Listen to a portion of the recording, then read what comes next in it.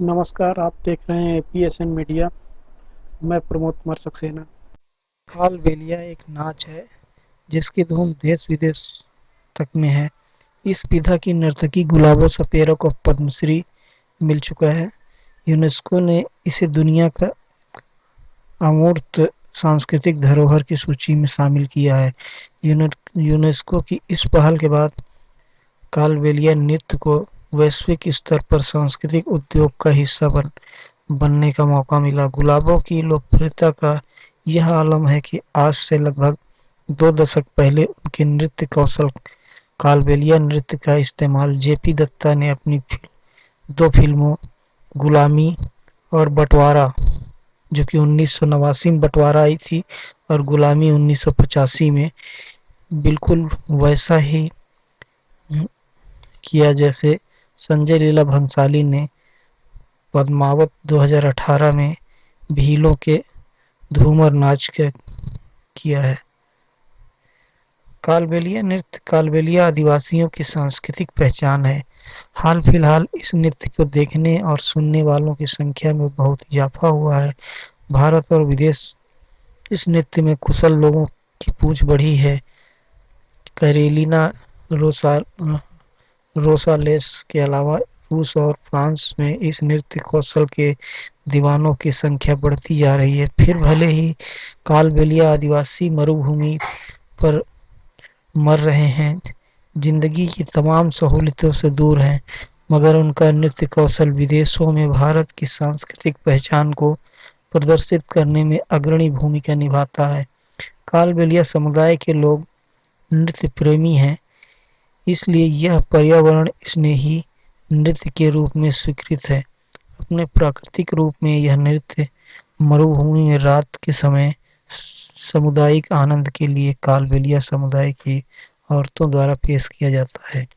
कालबेलिया समुदाय को सपेरा, सपेला, जोगी और जागी नाम से भी जाना जाता है, क्योंकि यह आदिवासी समुदाय सांप को पकड़कर करतब दिखाकर रोटी का जुगाड़ करता है और खाना बदोश जीवन जीता है। इसलिए यूरोपीय लोग इन्हें स्नैक जिप्सी ट्राइब कहते हैं।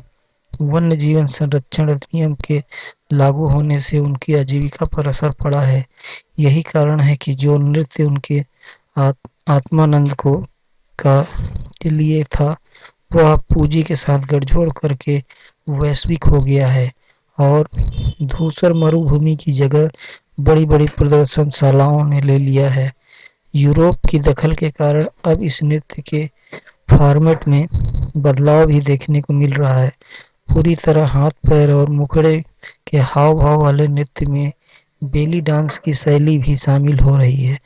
मजे की बात यह है कि विदेशों में नृत्यांगनाओं द्वारा यह तो हो ही रहा और समझ में भी आता है, क्योंकि उन्होंने सांपों की गति यति के अनुरूप से इसे नहीं सीखा है। मगर आश्चर्य तब होता है जब सांप की गति यति को जांचने परखने वालों कालबेलिया समुदाय की औरतें भी विदेशी नर्तकियों की नकल करने लगती हैं। कालबेलिया नाच का गुरु और प्रणेता सांप है। सांप कालबेलिया आदिवासी समुदाय के लिए कामधेनु की तरह है। वह उनके लिए उतना ही आदरणीय है जितना कि हीरो की होरी के लिए गाय। कालबेलिया किसी भी परिस्थिति में सांप को मारते नहीं है। काला नाग और गेहूं दोनों उनके लिए जीविका उपार्जन का आधार है। इसलिए वे उनसे उतना ही प्रेम करते हैं जितना किसान खेत से।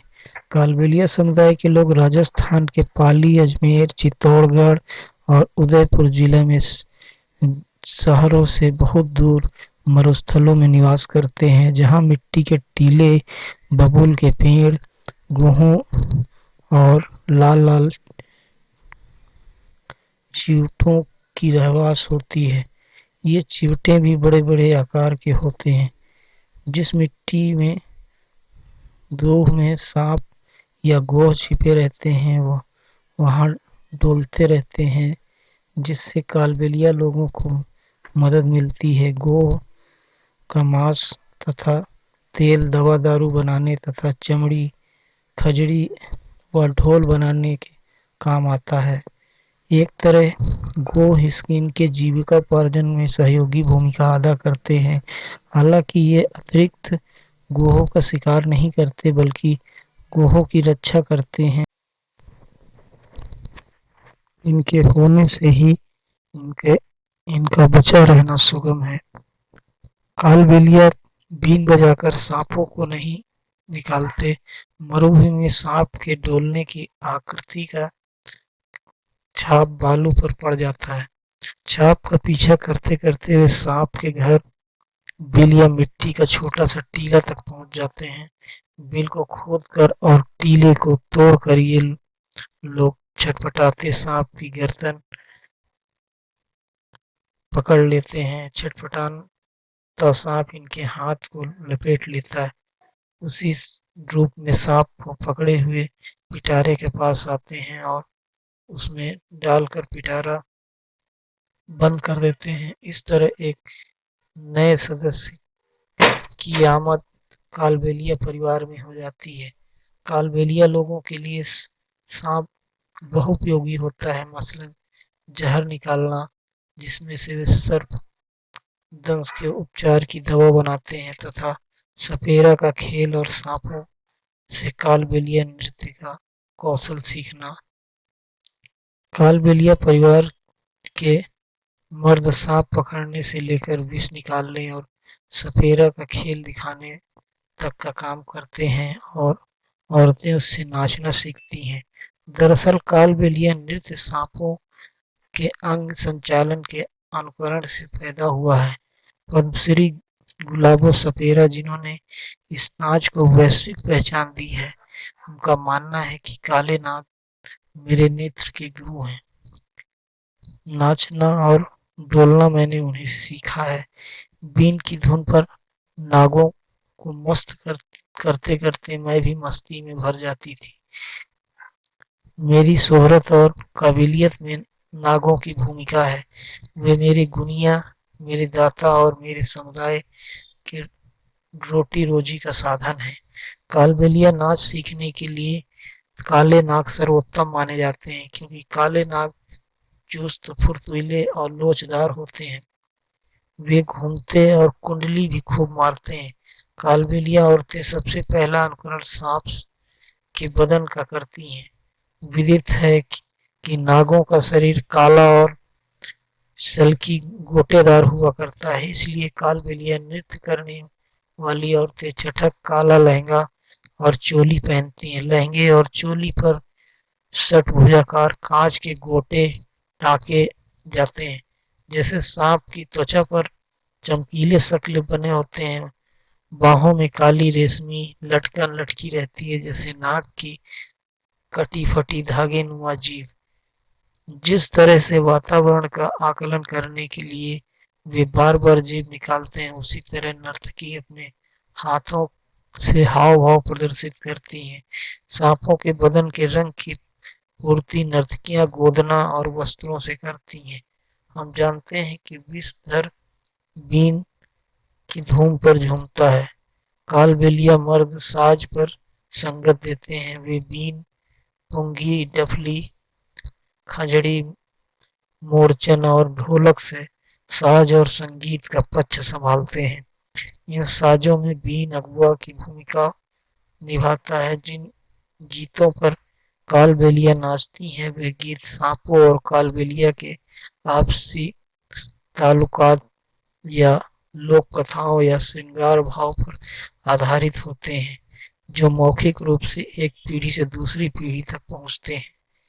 जैसे रे काव्य कूद पड़ियो मेला में, साइकिल पंचर कर लायो, वो दो दिन ढब जा रे ढोकरिया, छोरो मारो बजरियो काढ़े, छोरी तने लेवले लायो। कालबेलिया समुदाय के लोगों का इतिहास राजपूताने से जुड़ा हुआ बताया जाता है। मान्यता है कि मध्यकाल में ये लोग राजपूत राजाओं की सेना में सेवा देते थे। राजपूत राजाओं की पराजय से उनकी जाति का ओहदा नहीं बिगड़ा, मगर सेवा देने वाले आदिवासी समुदायों जैसे भीलों, बंजारों और कालबेलिया आदि के दुर्दिन शुरू हो गए। चूंकि कालबेलिया मध्यकाल में भी खानाबदोश रूप में सैन्य सेवा दिया करते थे, इसलिए दुर्दिन में भी खानाबदोशी नहीं छूटी। दूसरे आदिवासी समुदाय की तरह ये खेती किसानी से नहीं जुड़े और सांप को अपना साथी, मरुभूमि को अपना रहवास बना लिया, जिसे डेरा भी कहा जाता है। खानाबदोशी ने इनके जीवन को कथाओं, गीतों और अपार धीरज से जरूर भर दिया, मगर बहुत कुछ हर भी लिया। खेती किसानी से दूर रहने के कारण ये लोग आज भी भूमिहीन हैं। स्थायी होने से जिस तरह की सांस्कृतिक और सामाजिक पहचान निर्मित होती है, उससे ये लोग आज भी कोसों दूर हैं। फलस्वरूप इनकी पहचान भले सर्प मित्र के रूप में हो, पर्यावरण प्रेमी इंसान के रूप में हो, मगर धार्मिक और आम नागरिक के रूप में ये लोग अब तक चिन्हित नहीं हो पाए हैं। मध्यकाल से लेकर अब तक समाज का स्वरूप बहुत कुछ बदल चुका है, मगर कालबेलिया नहीं बदले। उनमें जाति और धर्म का दुराग्रह नहीं पनपा। कालबेलिया समुदाय हिंदू और मुसलमान दोनों धर्मों में बटा हुआ है। कभी कभी तो एक भाई हिंदू रीति रिवाज को मानता है तो दूसरा मुस्लिम रीति रिवाज को। एक भाई शिव की पूजा करता है तो दूसरा नमाज अदा करता है। खाना बदोश जीवन और मुस्लिम धर्म को मानने के कारण इनकी नागरिकता संशय में आ चुकी है, जिधर बहुत कम लोगों का ध्यान गया है। कालबेलिया समुदाय के पास न जमीन है, न ही पट्टा। गांव शहर के बाहर तंबू और अस्थायी झोपड़ियों में रहने के कारण इनके पास जन्म प्रमाण पत्र, निवास प्रमाण पत्र और अनुसूचित जनजाति के प्रमाण पत्रों का टोटा है। इनके कारण ये लोग तमाम सरकारी योजनाओं के परिसर से बाहर हैं। पूंजीवाद स्वयं में बहाव में तमाम संस्कृतियों को शामिल कर लेता है।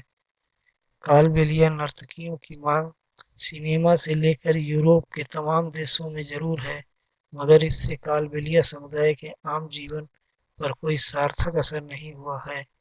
यह कैसी विडंबना है जिनसे विदेशों में भारतीय संस्कृति की पहचान बनी है, उनकी खुद की पहचान संदेह के दायरे में आ चुकी है।